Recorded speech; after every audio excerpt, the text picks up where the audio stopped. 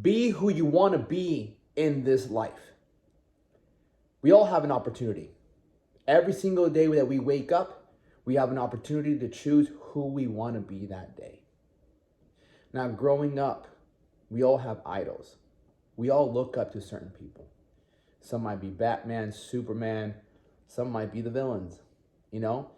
And you have different people that you admire, fighters. For me, I looked up to UFC fighters. I looked up to boxers. I looked up to Superman. And so these people that you see and you look at them, the reason we admire what they demonstrated is because whatever we saw in them, we saw within ourselves. For me, growing up, I got bullied. I was a small kid, didn't weigh that much. And so as I learned more about fighting, more about lifting, I started seeing other people that I admired. And for me, once I learned how to fight, I started looking at different UFC fighters. George St. Pierre. You have, I'm going blank right now. You got George St. Pierre, Matt Hughes, my bad, Randy Couture, BJ Penn. Had all these UFC fighters, and I loved seeing them because to me, they were warriors. They were gladiators. They were hard as nails. Or boxers like Roy Jones Jr. I liked Sugar Ray Leonard. All these fighters, because to me, it was a symbol of you can't mess with these guys. These guys are warriors. And for me, growing up, I always got bullied. And so once I started looking at people like Z's, Arnold, Franco, bodybuilding. So when we look at certain people, we find characteristics that we like about them. And in this life, again, you wake up and you get to choose who you want to be. Today, you get to choose who you want to be. And our life is made up of our decisions. Every single day you wake up, you have a choice to wake up, to snooze, to work out, to eat good, to eat bad, to gossip, to talk shit, to not show up to work the way you should show up, to do a job you like or you don't like. So you see all these options. And so what we have to do is we have to come back and realize, who do I want to be in this life? Not just what I want to get. Who do I want to be? And who you are depends on your conduct, how you behave. And I'm going to tell you right now, one of the best ways and quickest ways to actually improve the quality of your life, to become the person you want to become, is to emulate people that you admire. When I was learning bodybuilding, I would watch bodybuilding videos every single day.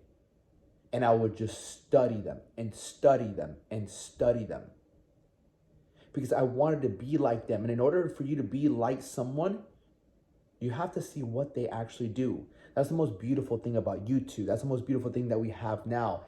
50 years ago, our parents couldn't do this. They couldn't watch somebody and learn from them. They had to go to them physically and learn from that person. Or books. Books were a great tool as well. But now we have access to YouTube. You can learn from anybody. And there's certain people, I was telling a buddy of mine yesterday, I'm like, actually my friend Kate, I'm like, I don't really hang out with much people. I really don't. I specifically pick and choose who I listen to on a daily basis.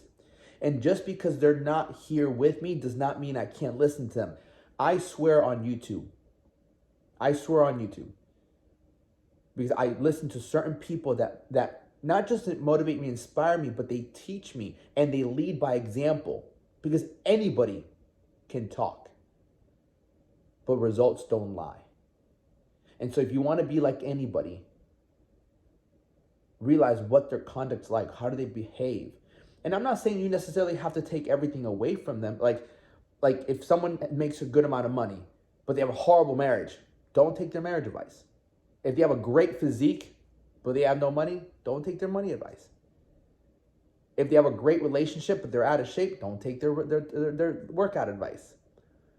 And so the one thing that will help you, the one thing that will definitely make your life what you want it to be, will always be discipline.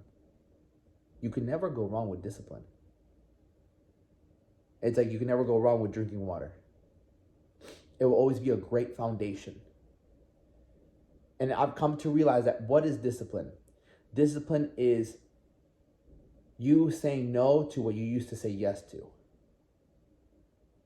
Discipline is saying no to what you used to say yes to. Because again, in order for our life to make a change, to make a shift, we have to make different choices. And now there are times throughout the day that those old habits will come back. And that's why you have to have that mental witness. And what is a mental witness? You have to be able to look at yourself from a 30,000 foot view of what you're actually doing. And then asking yourself, is this a good habit? This is not a good habit. This doesn't make me feel good. And another way to realize if you're doing the right thing or the wrong thing is to see how it makes you feel afterwards. Do you have to rationalize with yourself for why you did what you did? Do you feel guilty after what you did? And the answer is yes. There you go. You know what you have to do now. And you know what you got to stop doing. You see, the thing that holds us back from becoming who we really want to be in this life is doing the things that contradict what that person would actually do. And not to just talk all this stuff. For me, back in the day, it used to be a lot of, I used to watch a lot of porn. And I knew that wasn't going to be helpful. And it didn't help my mind. It didn't help me with women. It didn't make my life better. And I knew that, but I would still do it. Until I came to the conclusion at one point where it's like, God does not like this. I need to stop this. And the same thing goes with womanizing, like sleeping with multiple women. In my head, I would rationalize with myself that I wasn't doing anything wrong. But when you start walking this righteous path, you realize that it is a wrong thing. And it wasn't easy for me to stop. It was very difficult. Because you have these beliefs. I had a belief in my mind that I always needed a woman in my life. But that was a very selfish reason, just for my own pleasure. And it isn't until this year where I started working on that discipline of I don't need to have a woman and use a woman in my life just to feel good. So whatever your vice might be, I need alcohol, I need weed, you don't need it. And when you learn to discipline yourself from that vice, that is where your level up is going to be. That is where you're going to grow much more mentally. That's where your character is going to be developed the most. And then you'll become more proud of yourself. See, we don't become proud of for what we get. We become very proud of what we stopped doing, which we knew would hinder our lives.